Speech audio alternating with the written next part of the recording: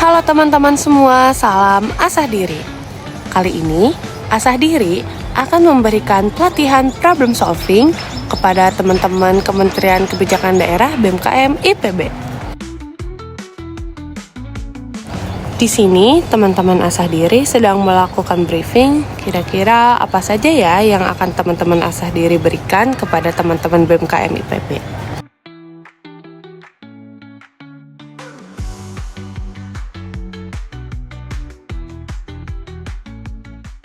A few moments later.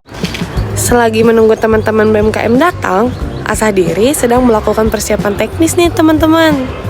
Oh iya, kita kenalan dulu yuk sama teman-teman asah diri. Di sini ada Kak Keisha dan Kak Amer, Kak Gina dan Kak Firzi, dan Kak Namara serta Kak Iqbal. Oke, kita masuk ke video intinya ya. Selamat malam ya abang-abang, kakak-kakak.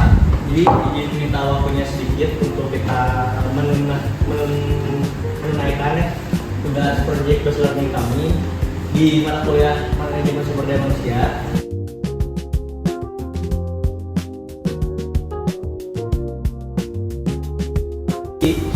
Diarahkan untuk mengisi training atau upgrading dari Human Resource Development ini kepada komunitas atau organisasi.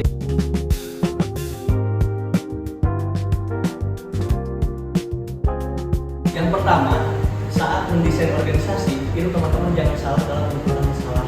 Karena apa? Nantinya solusi yang didesain akan mendatangkan akar. Karena masalahnya juga sebetulnya bukan masalah yang jadi akar. Nah,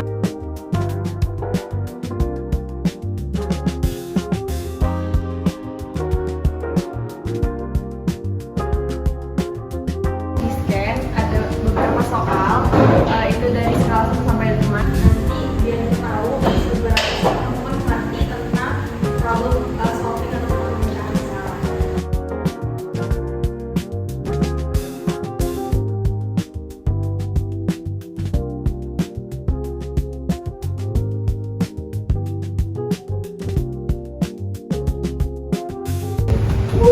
Nah, yang pertama, prinsip dasar dalam mencapai tujuan dan menganalisis masalah.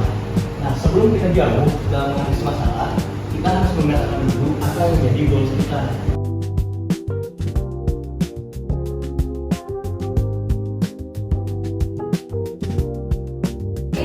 Measurable, attainable, relevant, dan timely. Ketika kita mempunyai masalah, kita tuh harus tahu masalah ini bisa dijelaskan secara jelas. Nah, dasarnya di awal kan ada analisis masalah.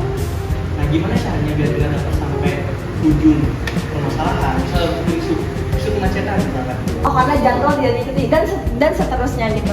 Jadi di sini yang bisa diperhatikan adalah kalau kita perlu bertanya kenapa sebanyak 5 kali agar kita tahu apa masalah tersebut. Nah, apa namanya sebisa mungkin yang ada di script ini tidak ada bagian masalah yang saling tumpang tindih gitu. Jadi misalkan di sini biasanya ada suatu permasalahan kita tuh bisa ambil dari internal formula dan external faktor. Itu salah satu metode yang paling gampang bukan untuk pemetaan masalah dari beberapa sub atau beberapa kategori gitu. Jadi metode ini sebenarnya lebih ke visual. Jadi teman-teman nanti ketika di kelompok itu mengerti apa saja sih sebenarnya kategori dari masalah-masalah tersebut gitu.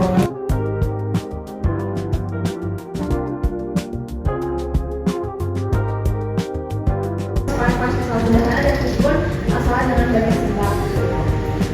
Oke, banyak ya tadi beberapa framework masalah.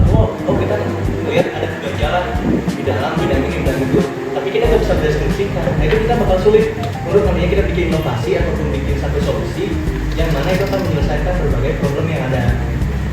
Buat teman-teman yang masih bingung tentang framework terkait atau merancang proyek ini, pada framework mana sih yang digunakan dan alurnya itu bagaimana gitu, biar ini kan bisa menjadi gambaran juga bagi kami.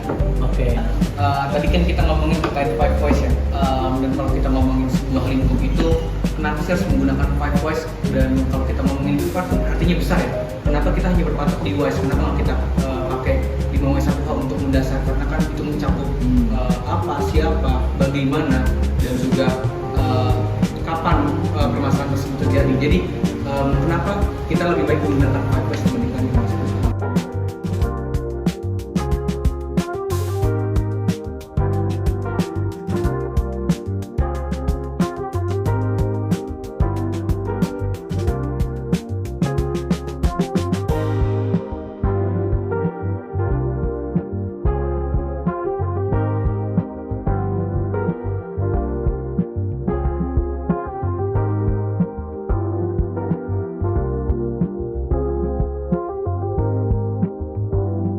buat Kak Iqbal sama Kak Amer udah memberikan materinya nih. Mungkin itu bisa jadi pengetahuan baru.